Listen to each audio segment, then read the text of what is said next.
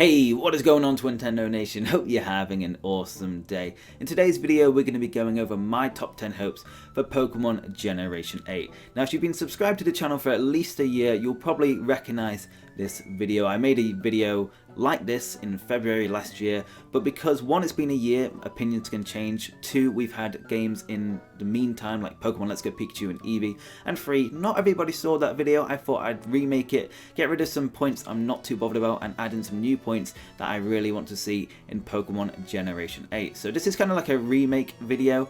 So if this video does feel a bit familiar to you guys, that is the reason why. But I've got a lot of other Generation 8 speculation videos coming your way soon. So guys, if you do enjoy today's video, make sure to hit the like button down below, subscribe to become a part of the Twintendo Nation, and stay up to date with everything Pokemon. And please let me know in the comments down below what your hopes are for Pokemon Generation 8. Obviously, I can only go over 10 in this video, and I'm sure there are hundreds out there. So let me know what your hopes are. Maybe there's some that I have, and maybe I just don't talk about the ones that you have. So let me know, like I said, in the comments below. But with all that out of the way, guys, let's start the video.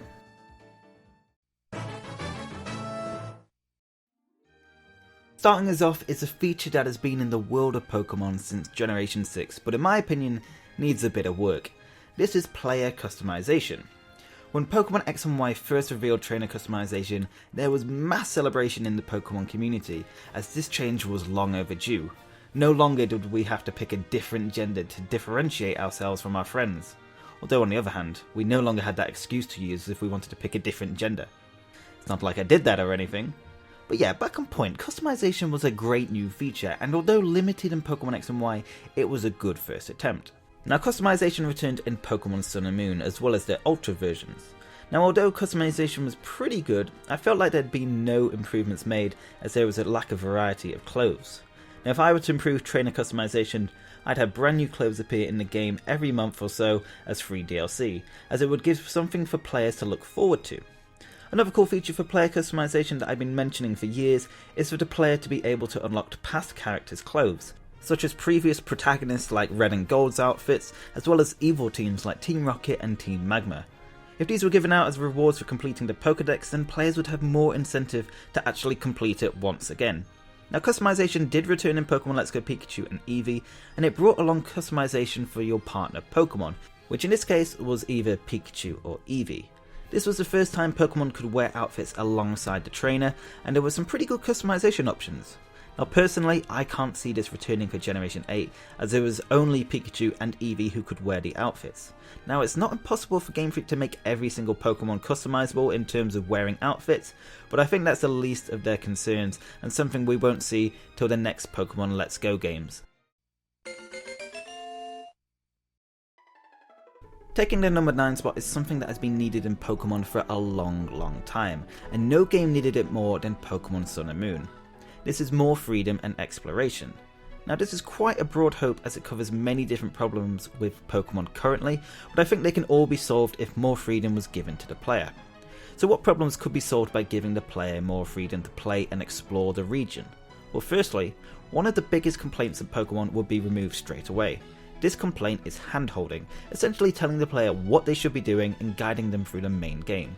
It's fair to say all Pokemon games have this to some extent, but recent generations don't even try to hide it.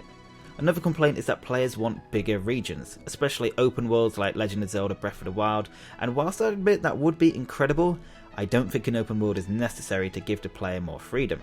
I think making a region bigger would definitely help by including more routes and points of interest, as well as just making the routes bigger and of course the cities bigger. Like if I think about Generation 5 with Castelia City, and when that was first shown off and it was just a gigantic city that you could explore, loads of things to do, I feel like every city in Pokemon should be like that. Of course there should be one main hub city that is kind of the most important one, like Lumio's city in X and Y, but I think every city should feel like a city and not like a little village instead.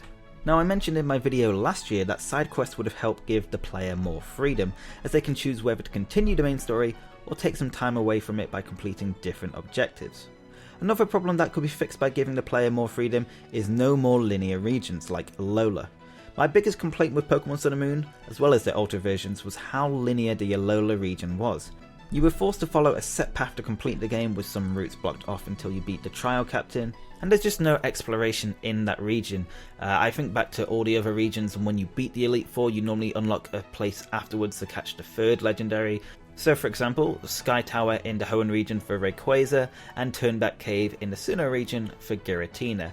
But in Pokemon Sun and Moon, which I was kind of looking forward to, like, oh, you take a boat to an island off the Alola region for this third legendary or something exciting. No, you just go back to literally the starting area, one of the starting areas on the first island, and it's like, yeah, let's just put an Necrozma here. I think it was 10 Carat Hill. And that was incredibly disappointing. And for me, I always look forward to the regions in new Pokemon games, and that was probably the worst region we've had in Pokemon, in my opinion. I just felt like there was just no exploration. And yeah, for me that was just a big disappointment compared to regions in the past. So hopefully there will be more freedom and exploration in Generation 8's region, and just places that are worth exploring and that give good rewards for like finding secret areas, because we've not really had that in Pokemon for a long time. This next point is pretty straightforward, and I've been going on about it since Pokemon Sun and Moon came out, and I can't think of many people disagreeing with me on this one. And this is to bring back the player search system, otherwise known as the PSS from Generation 6. You guys might know I'm not the biggest fan of the Festival Plaza, and although it wasn't terrible, it wasn't good either. Long loading times, tedious and just genuinely confusing, it was a massive step back from the simple but effective PSS. The PSS was beautifully simple, allowing players to connect with hundreds of others, all through the 3DS's touchscreen. You could battle and trade with random players, wish them happy birthday, and see what messages they had left, and all sorts of other things. Now the PSS might not have been perfect, but it was the best online function we've had in a Pokemon game and was a joy to use. The Festival Plaza, on the other hand, couldn't be more different with its confusing layout and dull new features. It was a place I stayed well away from, which is a real shame, as I used to use the PSS every time when I played Pokemon X, as it felt like I was part of a great and wonderful Pokemon community. So I'm hoping we see the return of the PSS, or at the very least, something similar, as it would restore the online service to its former glory.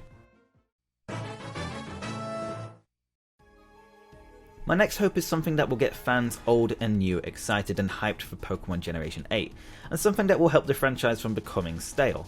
This is the inclusion of either new Mega Evolutions or new evolutions for older Pokemon. By older Pokemon, I mean anything from Generation 1 to 7. So first, let's discuss new Mega Evolutions. A lot of us were expecting new Megas for Pokemon Sun and Moon, since they were a huge hit in Generation 6's Pokemon X and Y and Omega Ruby and Alpha Sapphire. However, to our surprise, Megas were dropped in favour of Alolan forms, which were exciting at first, but when they were given to only Generation 1 Pokemon, fans weren't as excited. Now, I'm not saying Alolan forms weren't a good inclusion, but can you honestly tell me that they were greeted with more excitement by the fans than Mega Evolutions? The answer is no. Mega Evolutions were so exciting and so hyped up when they were first revealed. I know it divided a few of us, but looking back at it, Megas were accepted pretty quickly, and a lot of us would like to see them return. Now, I personally feel there is fan expectation that Megas will eventually return to a Pokemon game, but there is a possibility Game Freak are just done with them entirely. Now, the other option I mentioned is giving old Pokemon brand new evolutions. And by this, I mean only Pokemon that need it, not giving Pokemon that already have evolutions any more, like maybe a branched evolution, you know, like Kirlia evolving either to Gardevoir or Gallade. I'm not talking about stuff like that, just Pokemon that don't have any to begin with, or maybe just need another form. And personally, I would prefer this over new Mega Evolutions, simply because it was what I used to look forward to when a new generation was announced. Me and my friends used to guess which old Pokemon would get given a new evolution, and we haven't seen this on a large scale since Pokemon Diamond and Pearl back in 2006. So I think this is unfortunately unlikely for Generation 8, which is why I discussed Mega Evolutions first. The last old Pokemon to get a new evolution was Eevee when Sylveon was announced in 2013's Pokemon X and Y, although this is seen as more of a traditional inclusion of an evolution every 2 generations or so. So it doesn't really count, or it's not what I'm talking about. I think a lot of us expect a new evolution in Generation 8, and that isn't really what I'm on about when I say old Pokemon need new evolutions. So let me know in the comments if you'd rather have new Mega Evolutions or new evolutions for old Pokemon, and what Pokemon should get these. I'm still holding out for a Mega Flygon one day.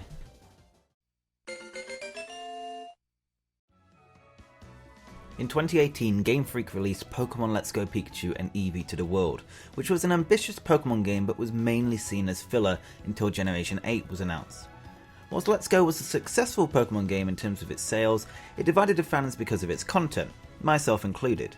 Now, I'm not the biggest fan of these games, but I gotta give credit to Game Freak for some brave new inclusions that might change Pokemon going forward in the future.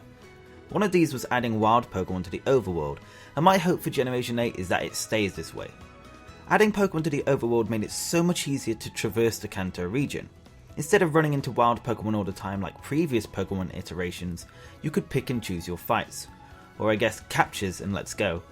I'm definitely not suggesting wild Pokemon should be capture only like Pokemon Let's Go Pikachu and Eevee. I think wild battles should definitely return. I just think the way Pokemon are shown in the wild should change into this format. Also, for those who are interested in shiny hunting like myself, Pokemon Let's Go had the best shiny hunting hands down. Sure, wild encounters in old games were exciting, but they were slow and tedious. In Let's Go, you can actually see shiny Pokemon appear before you, which is always super exciting. So long as Generation 8 doesn't have the dreadful Joy-Con capture mechanic and keeping wild Pokemon in the overworld, I think Generation 8 could potentially be the best shiny hunting game of them all. My next hope for Generation 8 is something that has been driving me mad for the last 5 years with recent Pokemon games, because I just don't understand what Game Freak are doing. This is the distribution of mythical Pokemon, or as I like to call it, make mythicals meaningful again. So what do I mean by this? Well, up to Generation 5, Pokemon had in-game events for every mythical Pokemon that would take place in special areas in the region. In-game events included Darkrai on New Moon Island in Pokemon Diamond, Pearl and Platinum, Deoxys on Birth Island in Pokemon Emerald, Fire Red and Leaf Green, and Victini at Liberty Garden in Pokemon Black and White. These events opened up brand new areas for the player to explore and catch mythical Pokemon, as well as adding additional lore to the specific region. However, from Black and White 2 onwards, mythical Pokemon were just given away through giveaways, and let me tell you how much I hate this for various different reasons. Firstly, having a delivery man just give you one of the rarest Pokemon that would be a fun challenge to catch takes so much enjoyment out of the game. Secondly, one of my favourite things to do when a Pokemon game is announced or released is to look at the region map and speculate where mythical Pokemon could be located when the events are released, and sadly, we've not been able to do any of those things since Generation 5. Even the newest mythical, Melton, didn't really get much of a backstory. It was just a way to link Pokemon Go and Let's Go Pikachu and Eevee. Coming in at the 4th spot is most likely the most debatable hope on this list. It's not debatable for me since I definitely wanted to include this in the video, but I know some of you may or may not want this change. This is voice acting, which for a main series Pokemon game would be a first. For some time I felt that Pokemon games have felt a little dated with their constant streams of unvoiced dialogue, and no game felt more dated than Pokemon Sun and Moon. As we all know, it was a very text-heavy game, and although it was fine being that way, I felt that having voice acting in the game would help immerse the players more in the story and care about the characters more than we did. Even though voice acting would have helped Sun and Moon's story, it was not surprising that it didn't appear in the game, as Sun and Moon was already pushing the 3DS's capacity to the limit, so I'm not sure if it would have even been possible in the first place.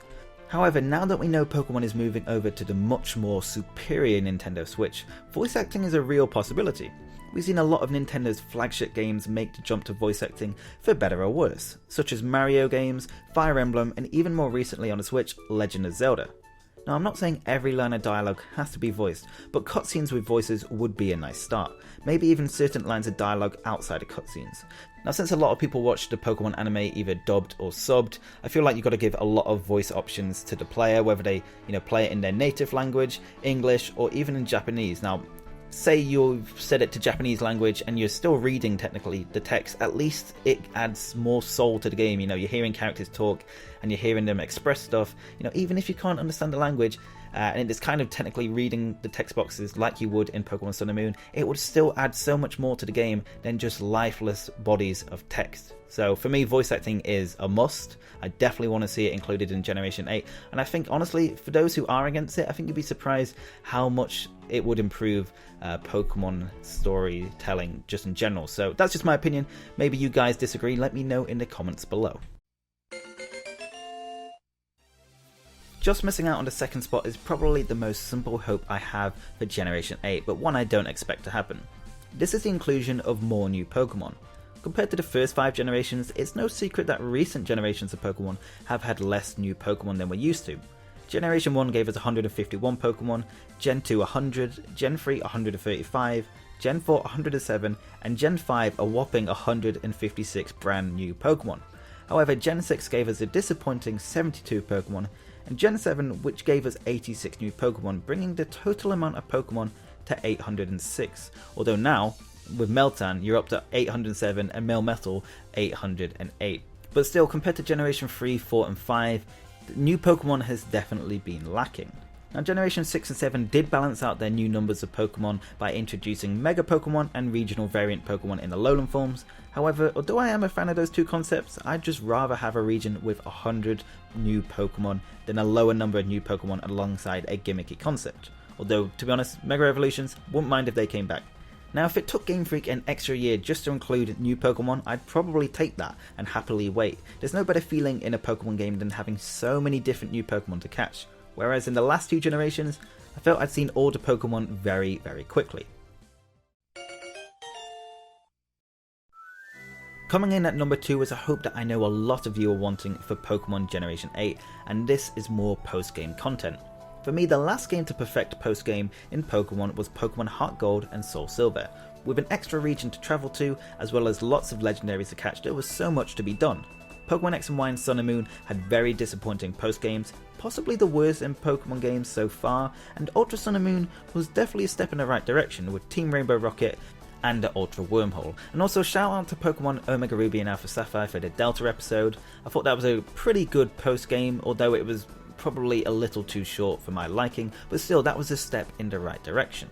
Now a good after story for me would be a second chapter to the story, sort of how Pokemon Black and White 2 continues on from Pokemon Black and White, except you don't have to fork out another £30 or $40 to see the conclusion. Another good example of a great after story comes from one of Pokemon's greatest spin-offs, Pokemon Mystery Dungeon Explorers of Sky, or Time and Darkness, either one. After you think you've completed the main story, a brand new story appears closely linked to the last one, and I'd love to see something like that in a Pokemon main series game, instead of the generic beat the villain and become the champion of the region story we've been getting the last 20 years. My number 1 hope for Pokemon Generation 8 is something that's been a problem since Generation 6 onwards, or at least it feels that way to me. This is less Generation 1 pandering, or in other terms, relying less on Generation 1's influence.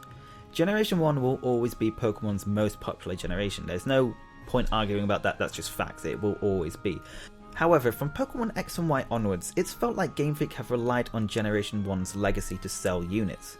I mentioned it in my last video that Generation 7 was guilty of this, with Alolan forms all going to Kanto Pokemon, and obviously Let's Go Pikachu and Eevee being based in the Kanto region. However, a lot of you guys mentioned that Generation 6 was reliant on Generation 1's influence as well, like a lot of Mega Evolutions being from Generation 1, although I would say that unlike Alolan forms, at least a lot of other generations were represented with Megas. Although in the after story you are given a Kanto starter, as well as finding Mewtwo in a cave very similar to Cerulean Cave from the Kanto region, so there definitely is Generation 1 pandering, but nowhere near as bad as Generation 7. I'm hoping for Generation 8 we get something more like Generation 4's Pokédex, with a combination of brand new Pokemon and evolutions of old Pokemon, and while we're at it, maybe just old evolutions for Pokemon that are from Generation 2 onwards, so we can just leave Generation 1 alone for a while. Or there's Generation 5's bold approach of just 150 plus brand new Pokemon with no other Pokemon from any other regions to be found until you beat the Elite Four and become the champion, which is something Game Freak deserved probably a bit more credit for when Pokemon Black and White were released. So let me know in comments, what would you rather have? A brand new Pokedex with some old Pokemon from Generation 2 onwards getting new evolutions, or would you rather have just more brand new Pokemon and then old Pokemon start to appear after you beat the champion? Let me know in the comments below. So those are my top 10 hopes for Pokemon Generation 8. Some new, some old from last year, but believe me, I feel like Pokemon Generation 8 is going to live up to a lot of those hopes and expectations. Maybe not all of them, because I don't think that ever happens, but I feel like it's going to be a big step up for Pokemon Generation 8. But guys, if you did enjoy today's video, make sure to hit the like button down below, subscribe to become a part of the Twintendo Nation, and stay up to date with everything Pokemon, and hit the bell as well. I've only started recently saying this, but because YouTube keep messing up every week, a lot of people's videos, not just mine, but everyone basically on YouTube, their videos aren't getting sent out to people's sub boxes. Now, I'm not going to say you're interested in every one of my videos, but I'd at least like you guys to have the option to at least see my video and see whether you want to watch it. And to be honest, if you're into Pokemon, you're probably going to enjoy most of my videos. But guys, like I'm saying, you don't have to do it, but it would really, really be appreciated. But guys, that's it for this video. Hopefully you did enjoy it. Make sure to let me know in the comments below what your hopes were. And yeah, hope you have an awesome day, guys, and I will see you on the next video. Peace!